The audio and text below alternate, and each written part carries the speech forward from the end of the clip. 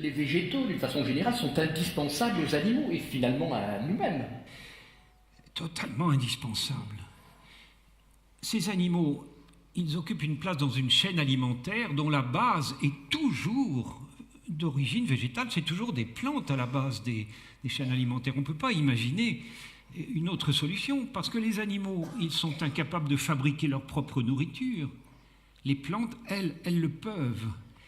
Et donc, heureusement qu'elles sont là. Sinon, qu'est-ce que nous serions, nous autres?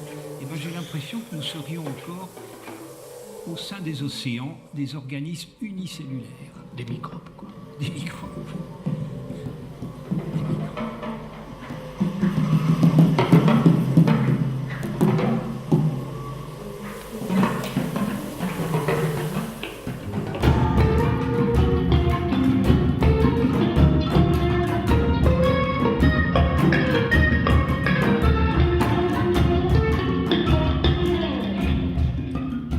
L'arbre est généralement ramifié par des branches, mais il existe de nombreux arbres tropicaux sans branches. Les palmiers développent de gigantesques feuilles, une sorte de compensation fonctionnelle à l'absence de branches. L'arbre est vivace et pérenne. Il vit plus longtemps que les autres plantes. Les arbres ne connaissent pas la vieillesse. Les arbres sont immortels. 5000, 10 000 ans et plus.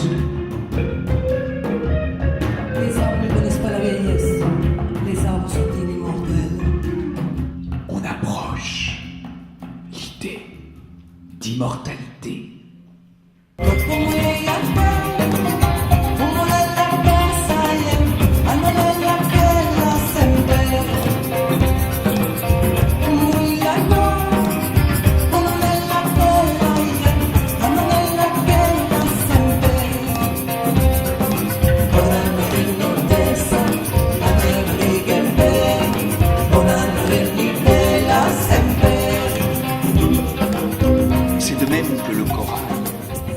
Une sorte de ruche vivante dont tous les habitants ont la vie en commun. Si l'arbre est réellement un être collectif, où des générations successives s'échelonnent l'une sur l'autre, il doit durer très longtemps et ne périr pour ainsi dire que d'une mort accidentelle. L'individu périt, mais la société persiste. Merci, je confirme. La plupart des arbres actuels sont des colonies et pas des individus. Ce sont des super-individus, à la fois un et multiple. C'est ce qu'un philosophe appellerait un méta-individu. Arbolito de mi tierra, yo te quisiera decir que lo que a muchos les pasa también me ha pasado a mí. No quiero que me lo digan, pero lo tengo que oír. Quien se aleja junto a quejas en vez de quedarse allí. Quien se aleja junto a quejas en vez de quedarse aquí. Y al que se va por el mundo suele sucederle así, que el corazón va con uno y uno tiene que sufrir. Y el árbol que tú olvidaste siempre se acuerda de ti.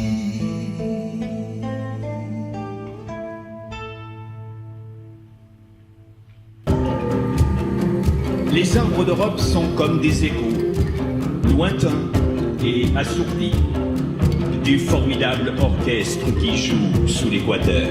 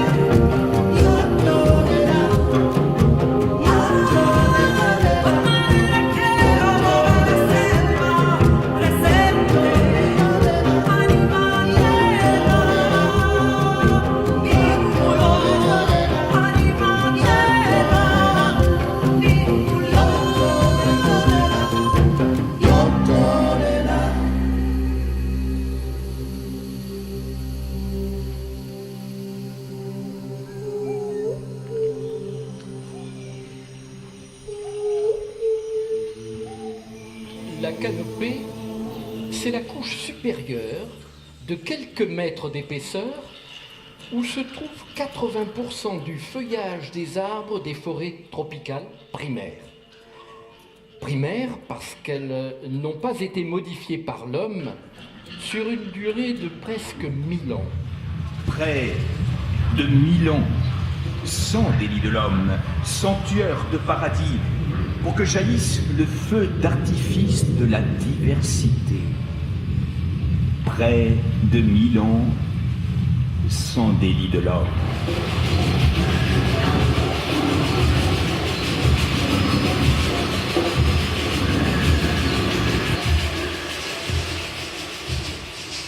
Je voudrais expliquer une fois encore pourquoi il est si important de respecter et de préserver les dernières forêts tropicales primaires.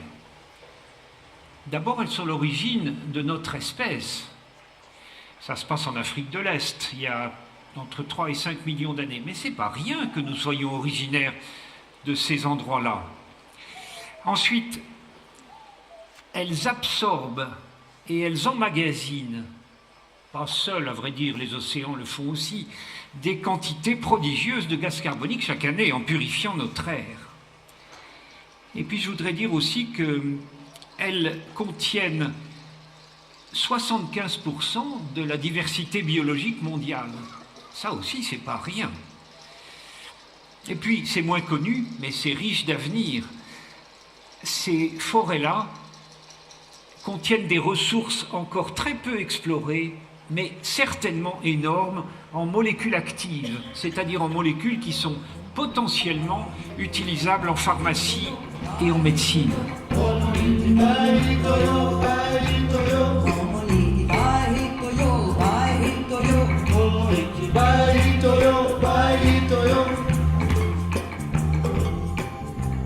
Il y a deux sortes d'exploitation. Il y a celle que pratiquent les ethnies forestières.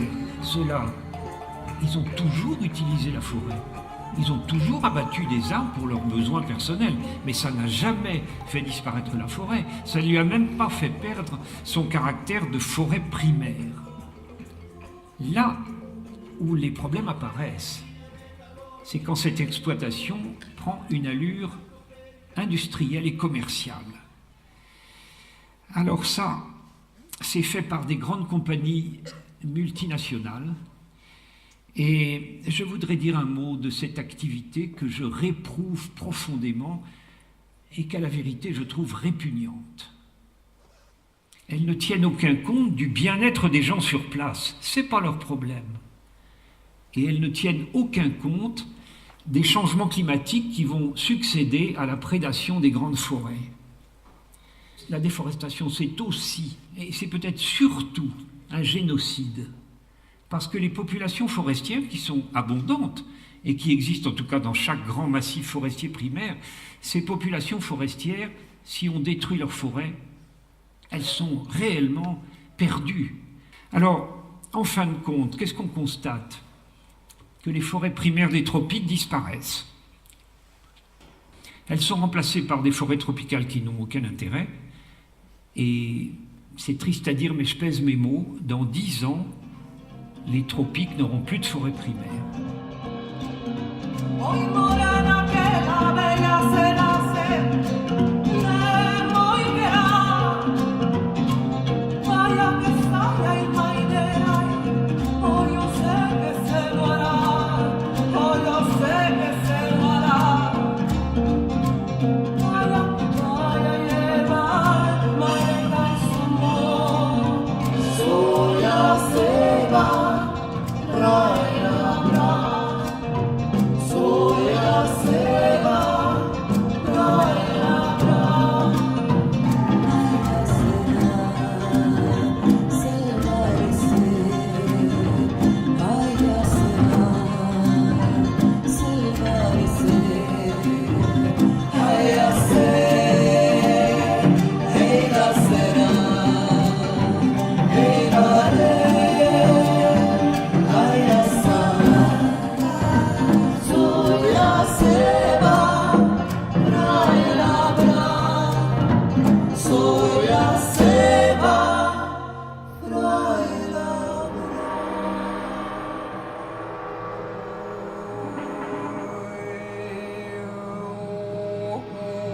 La forêt est un être infiniment généreux qui prête son ombre même au bûcheron qui vient l'abattre.